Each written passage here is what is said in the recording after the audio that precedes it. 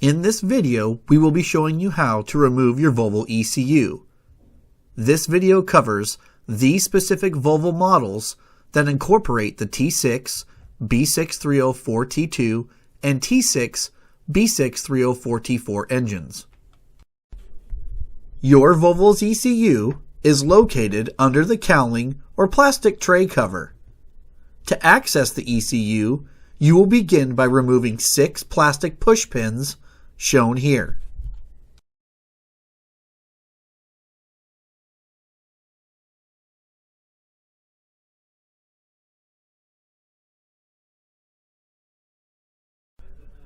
Using a flat blade screwdriver or IPD's door panel removal tool, pry on the center of the plastic push pin and remove. Once all 6 plastic push pin clips are removed, release the tabs on the battery cover and remove.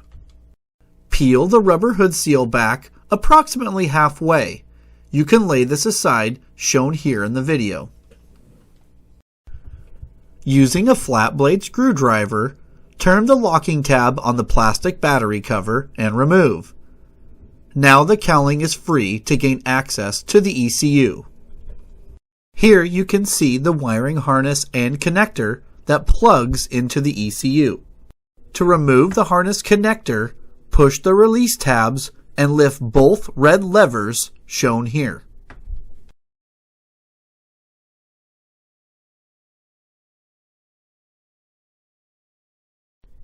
The ECU sits in a metal white carrier. There are 2 release tabs under the ECU that your thumbs can release.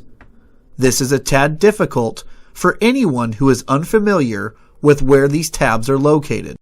While you're pressing the tabs with your thumbs, use your fingers to pull up on the ECU and remove it from the carrier.